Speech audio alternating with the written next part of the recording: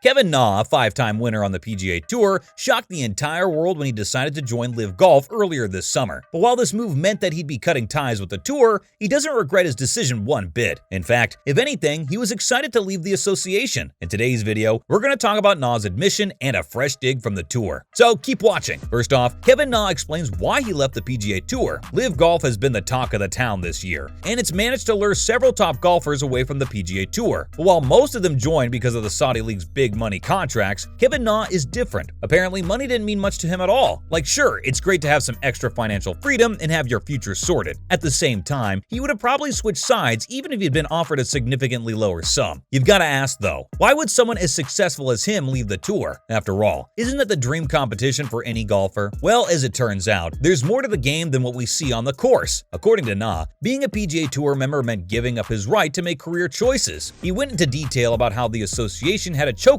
on the game and how they didn't allow their players to compete in other events around the world when other tours let you do that. What's more, the fact that his LIV Golf contract would lead to a suspension from the tour actually solidified his decision to leave. After all, he didn't want to be part of an organization that restricted his options. That being said, golf is a worldwide sport, and I want to play all around the world. I want to be able to reach fans in all parts of the world, and they can see me live and play.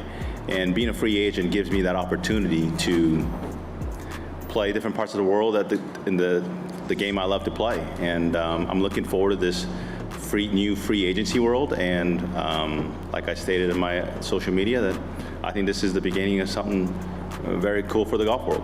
While he did straight up resign from the association rather than being suspended like some of the other players, he still feels like he hasn't burned down that bridge entirely. In fact, he hopes for the tour to change its policies so he can come back and play there once again. Up next, Na's excited about the future of LIV Golf. I think that obviously golf fans are going to enjoy this tournament. They're going to see that it's unique, it's different.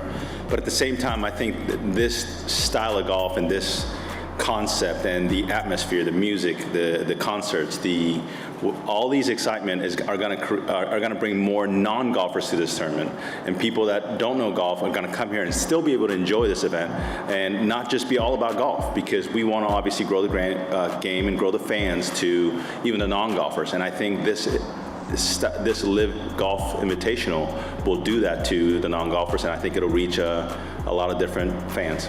Now, to be fair to him, there aren't many better competitions out there than the Saudi League if you really want flexibility. Like, the schedule is super easy to navigate through, unlike the Tour, which is adding even more mandatory events next year. On top of that, you get plenty of time off to spend the copious amounts of cash that you've made by competing in these events. It's a win-win situation for most golfers. Well, maybe apart from the fact that you'd get grilled by the media and everyone else. Still, we've seen just how successful the league's inaugural season was. Not to mention, they're going to expand even further as the full NFL-esque league format kicks into gear from 2023. So it's not surprising to hear Na's excitement about the whole thing. He asked his supporters to keep an eye out for LIV Golf, as the league is still yet to show its full potential. Also, after explaining why he left the tour, he implored his fans to understand his decision and hope that they'll continue to support him. Of course, not everything has been perfect for the 39-year-old during the first season. For instance, his team, Ironheads GC, was nowhere near the top spots in the LIV Golf team standings. Then again, he hasn't played consistently either. In Jeddah, for example, the Korean-American had to withdraw in the second round due to illness. What's more, Na already had decent career earnings. Obviously, when you talk about any other LIV Golf signing like, say, Phil Mickelson or Dustin Johnson, the first thing that comes to mind is their massive contract. And while Kevin Na also has a pretty decent deal with the upstart circuit, it's nowhere near the likes of top players like Cam Smith. Then again, this brings us back to his point earlier that he didn't make the switch to get extra cash because, according to him, he's got enough. And honestly, looking at his career wins, we'd have to agree. In total, Na's managed to earn almost $40 million on the tour, which is more than most other LIV signings. What's made him such a consistent earner over the years, though? Well, the answer is quite simple, really. Yep, it's all about consistency. Over the course of his long career, he's barely had any major dips in form. Sure, he's had his fair share of setbacks, but unlike some players who go through a multi-year drought, he's never been down for long. Seriously, though, if you go and look at his career stats, he's been in the world's top 50 for over 340 weeks, which is super impressive. On top of that, he's even got 5 wins and 3 runner-up finishes in the past 4 years. Not to mention,